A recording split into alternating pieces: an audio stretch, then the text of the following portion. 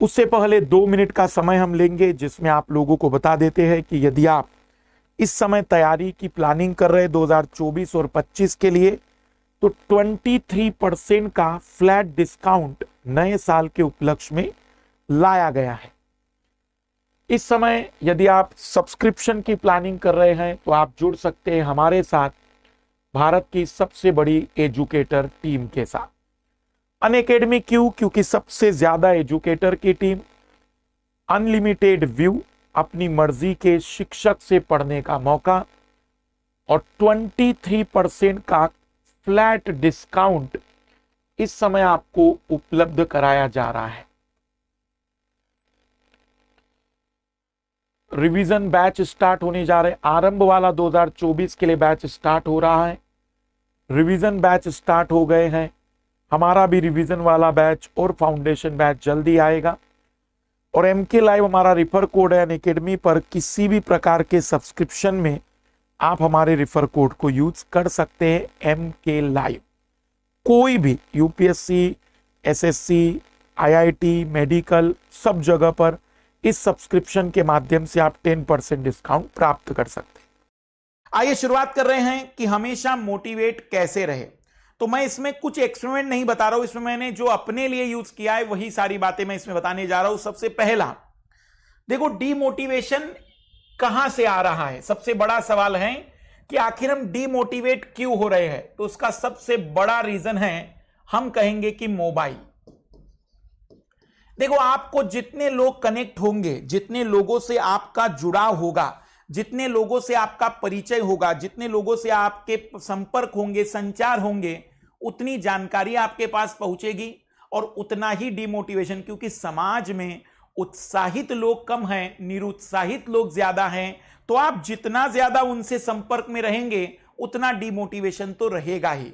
तो जब मैं तैयारी करता था, यकीन मानिए मुद्राओं की शायद ऊपर वाले के हिसाब से कभी कमी नहीं रही, क्योंकि मैं अपने 19वें साल से ही पढ़ा रहा हूं और शायद ही मैंने कभी, मतलब एक तरीके से कह सकता हूं कि जब मैंने जॉब स्टार्ट की तब से किसी प्रकार के कोई आर्थिक रूप से तो मुझे दुख नहीं रहा।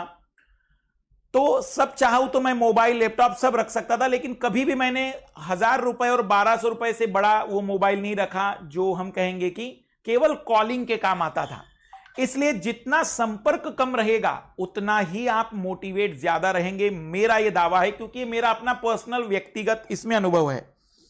अगर हम इसमें दूसरी बात कहें तो मोबाइल के बाद सोशल साइट्स, जितनी भी सोशल साइट्स हैं, आज भी यकीन मानिए सोशल साइट्स पर संपर्क बहुत ही कम है। और तभी है बिल्कुल जब जरूरत है कि नहीं, बिल्कुल सोशल होना जरूरी है।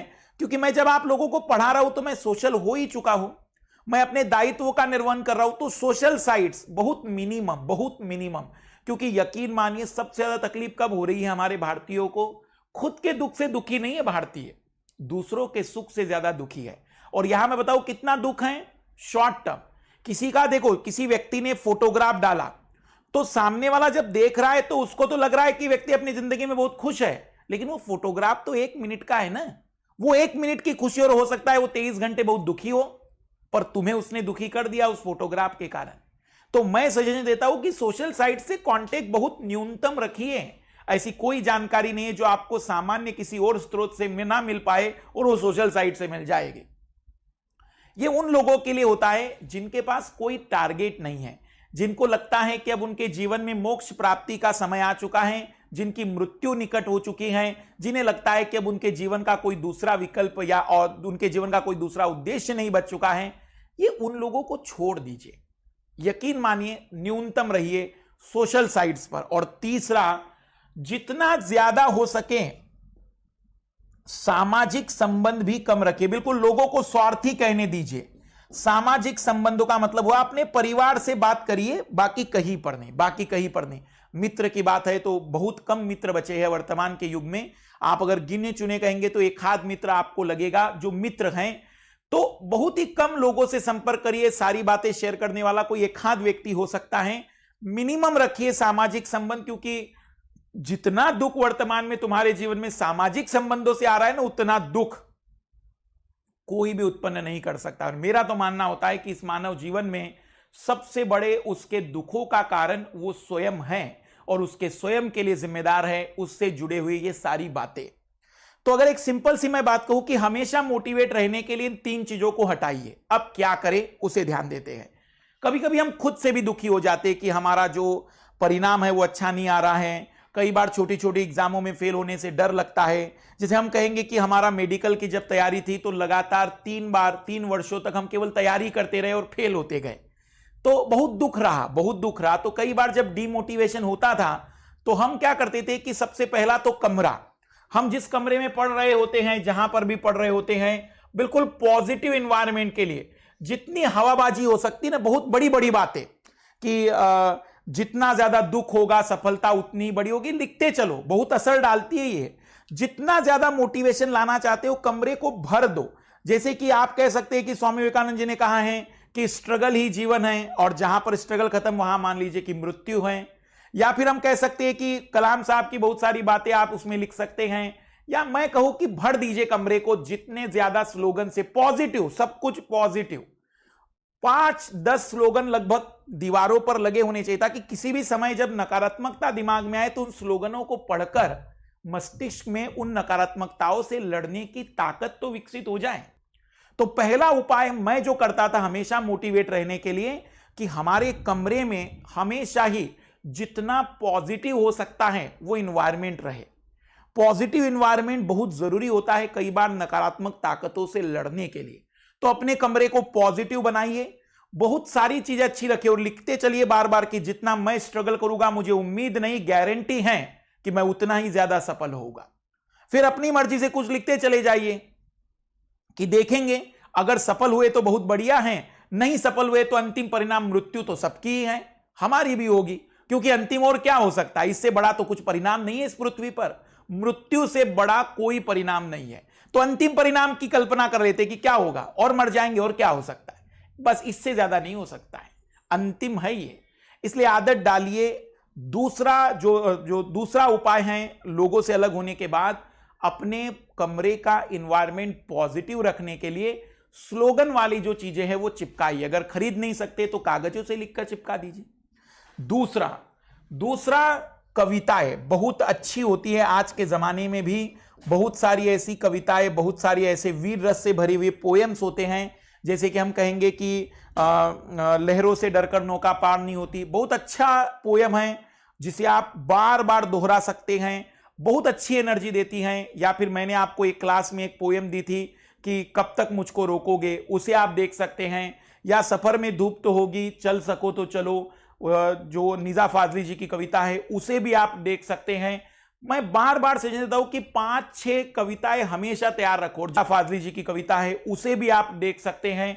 मैं बार बार सजेशन देता हूं कि 5-6 कविताएं हमेशा तैयार रखो। और जब भी मुझे बहुत दुख होता था मैं जोर जोर से चिल्लाकर उन कविताओं को पढ़ता था, जोर जोर से, ताकि अंदर से फील आ सके, एनर्जी आ सके और मैं उन नकारात्मक ऊर्जाओं से लड़ सकूं। और तीसरा, अगर थोड़ा बहुत संगीत सुनने का भी मन होता है कई बार, तो मोटिवेशनल बहुत सारे गाने हमारे बॉलीवुड में हैं। तो मोटिवेशनल जो सॉन्ग्स होते हैं, जैसे कि आरंभ है प्रचंड जो सॉन्ग है, उसे भी मैं बार बार सुनता था। तो जो मोटिवेशनल सॉन्ग्स होते हैं ना, वो भी कई बार एनर्जी को लाते हैं। अगर आप किसी भगवान पर विश्वास रखते हैं तो आप उनकी भी गानों को सुन सकते हैं। हमें मदद चाहिए उस नकारात्मक ऊर्जा में, हमें मदद चाहिए सकारात्मक ऊर्जा की जो उस नकारात्मक ऊर्जा को खत्म कर सके। तो हमेशा मोटिवेट रहने के लिए मैंने जो उपाय अपनाए हैं वो है पॉजिटिव इन्वायरमेंट डेवलप करना, कविताएं और मोटिवेशन सॉन्ग। लेकिन उससे भी सबसे ज्यादा जरूरी मैं जो अंतिम आपके पास विकल्प रख रहा हूं, सोने से पहले अपने विषय में पॉजिटिव सोचते चलिएगा हमेशा। देखना ये बहुत भयानक एनर्जी आपको देगा, जो मैं महसूस करता हूं, और आपको ये खुद फील होगा। मैं जो देखता हूं, मैं जो महसूस करता हूं कि लगातार सोसाइटी में नकारात्मक ऊर्जाएं बढ़ रही है। ऐसी परिस्थिति में जैसे हम जन्मजात तो आलसी थे नहीं, हम जन्मजात तो कामचोर थे नहीं, हम जन्मजात तो असफल नहीं थे, फिर आखिर ये लक्षण हमारे अंदर किसने लाए? समाज ने। क्योंकि समाज में लगातार पॉजिटिव ऊर्जा वाले लोग कम होते चले गए। और उसका एक बड़ा रीजन है, जितना जल्दी हम नकारात्मक चीजों को आइडेंटिफाई कर लेते हैं उतना आसानी से हम अच्छी चीजों को आइडेंटिफाई नहीं कर रहे। ये बहुत कठिन परिस्थिति है।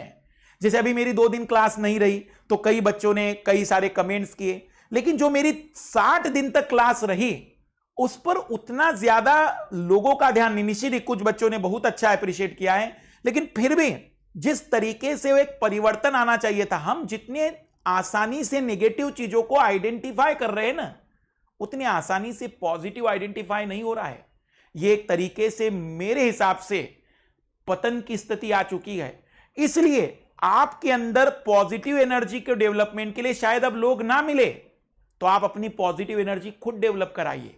और वो कैसे होगी? कुछ नहीं, शाम में सोने से पहले या सुबह में उठते ही अपने बारे में पॉजिटिव कहो, और सबसे पहला डायलॉग होना चाहिए देखते ही, क्या स्मार्ट लग रहा हूं मैं। क्योंकि दुनिया को अगर स्मार्ट नहीं लग रहे हो, खुद को अगर स्मार्ट नहीं लग रहे हो, तो क्या खाक दुनिया को स्मार्ट लगोगे? सबसे पहला बदलाव लाइए अपने अंदर और कहिए अपने आप से। और ये जब तक बोल नहीं पाओगे तब तक वो एनर्जी डेवलप नहीं होगी, वो चेहरे पर तेज नहीं आएगा, वो चेहरे पर चमक नहीं आएगी, जो लोग आपसे कह सके कि हां यार लगता तो स्मार्ट है, भले ही शारीरिक या कैसी भी संरचना हो, लेकिन अंदर से वो एनर्जी, अंदर से वो जो इंटेंसिटी है, जो एक चमक है, जो एक तारत्व है, जो साउंड के अंदर आता है, वो तब डेवलप होगा जब आप अपने आप से पॉजिटिव बातें करने की क्षमताएं रखते हैं।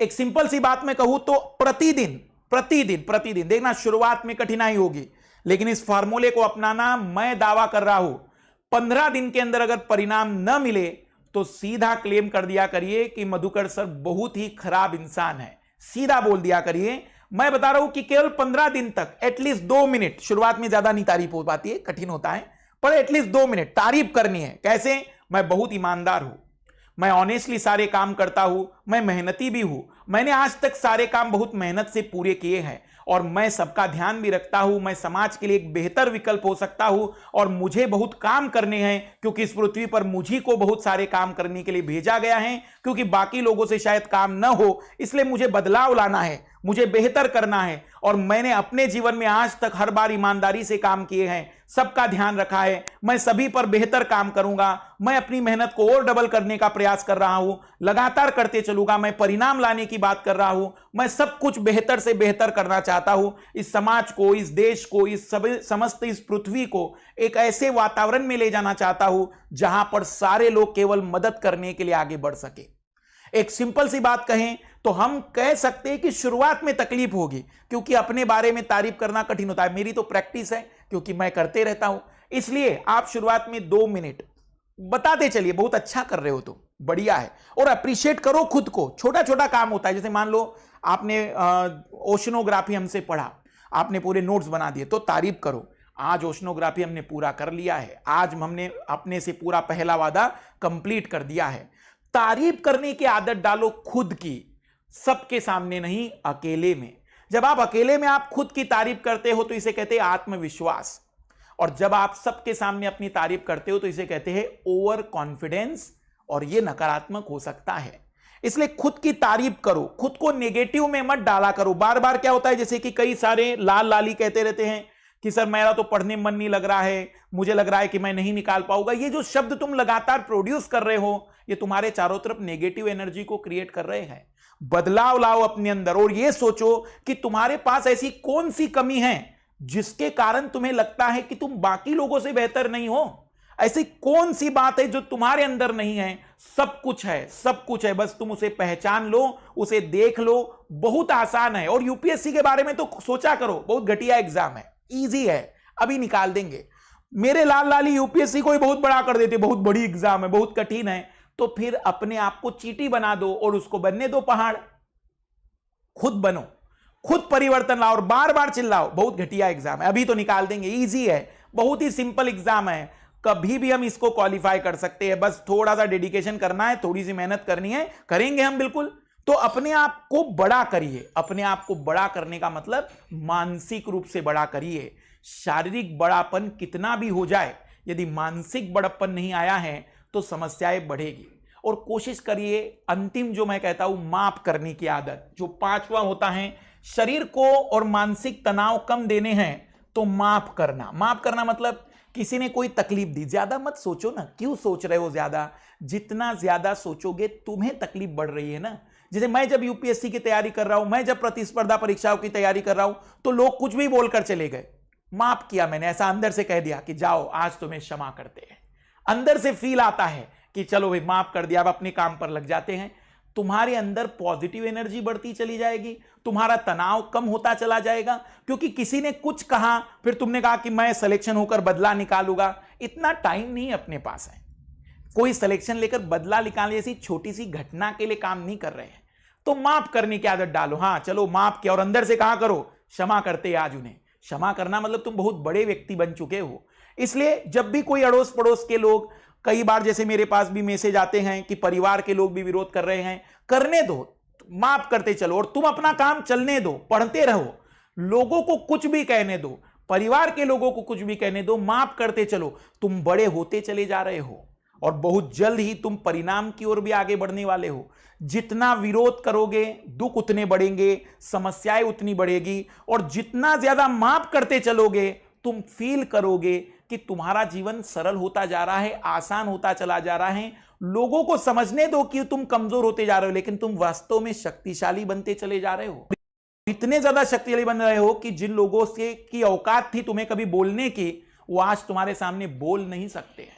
तुम शक्तिशाली बन रहे हो। समय का इंतजार करो, तुम्हारा भी समय आएगा। बस लड़ने की आदत डालो, जिद करने की आदत डालो, और अपने आप को थोड़ी तकलीफ भी दिया करो। कभी कभी जब अपने कोई प्रॉमिस पूरे ना हो तो शाम का खाना न खाया करो। अपना कोई प्रॉमिस ना पूरा हो तो जो अपने जीवन को बहुत अच्छा लगे उसे पूरा न किया करो। शरीर को जब पीड़ाएं दी जाती हैं तो वह नियमों का पालन बहुत बेहतर तरीके से करता है। इसलिए मैं अपने स्टूडेंट्स, अपने लाल लालियों को बता दूं कि जितना ज्यादा मोटिवेट रहोगे, जितना पॉजिटिव रहोगे, उतना ही यूपीएससी आपके बहुत नजदीक है।